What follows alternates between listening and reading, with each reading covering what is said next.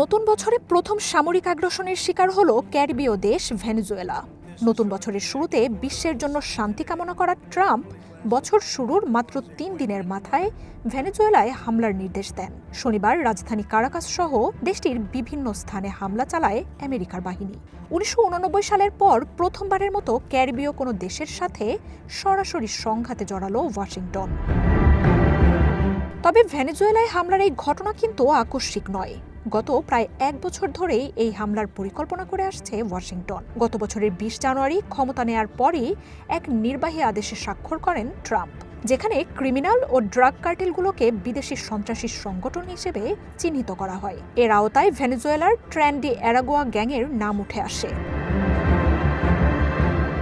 গত অগাস্টে ভেনেজুয়েলা উপকূলে ৩টি গাইডেড মিসাইল ডেস্ট্রয়ার মোতায়েন করে আমেরিকা। এরপর ৬,০০০ সেনা নিয়ে assault ship, F-35 cruise missile বহনকারী সাবমেরিন মোতায়েন করা হয়। গত সেপ্টেম্বর থেকে ক্যারিবীয় সাগরে ২ ডজনের বেশি নৌযানে হামলা চালিয়ে অন্তত ১১০ জনকে হত্যা করে আমেরিকা। ট্রাম্প দাবি করছেন সেসব নৌযান মাদক চোরাচালানে জড়িত। অক্টোবরের মাঝামাঝি আমেরিকার গোয়েন্দা সংস্থা সিআইএকে ভেনেজুয়েলায় হামলার অনুমোদন দেন প্রেসিডেন্ট ডোনাল্ড ট্রাম্প। সেই মাসের শেষেই আমেরিকার বাহিনীর সবচেয়ে advance aircraft carrier USS Gerald ফোর্ডকে ক্যারিবীয় অঞ্চলে আনার ঘোষণা দেন আমেরিকার প্রতিরক্ষামন্ত্রী পিট হেগসেথ। প্রাথমিকভাবে আমেরিকার গোয়েন্দা সংস্থাগুলো ভেনেজুয়েলার ড্রাগ কার্টেলগুলোর সাথে প্রেসিডেন্ট মাদুরোর যুক্ত থাকার ব্যাপারে দ্বিমত জানায়। দেশটিতে হামলা নিয়ে ডেমোক্র্যাটদের সাথেও বিরোধ দেখা দেয় ট্রাম্প প্রশাসনের। নভেম্বর থেকে ক্যারিবিয়ানে পাল্টাপাল্টি সামরিক মহড়ায় নামে আমেরিকা ও ভেনেজুয়েলার সামরিক বাহিনী। সেই মাসের মাঝামাঝি অঞ্চলটিতে পৌঁছায় বিমানবাহী রণতরী জেরাল্ড ফোর্ড। সব মিলিয়ে ক্যারিবীয় অঞ্চলে আমেরিকার ১২,০০০ সেনার সমাবেশ ঘটে। একই সময়ে মাদুরোর সাথে আলোচনার কথা জানান ট্রাম্প।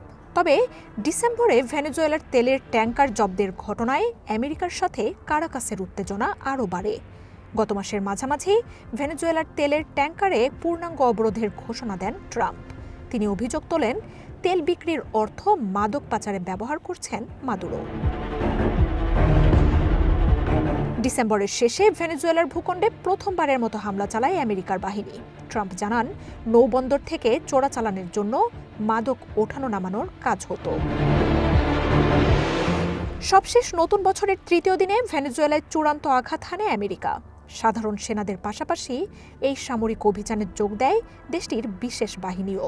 হামলার কয়েক ঘন্টার মাথায় স্ত্রীসহ আটক হন প্রেসিডেন্ট নিকোলাস মাদুরো। মার্জিয়া উপমা, ওয়ান ইন্টারন্যাশনাল ডেস্ক।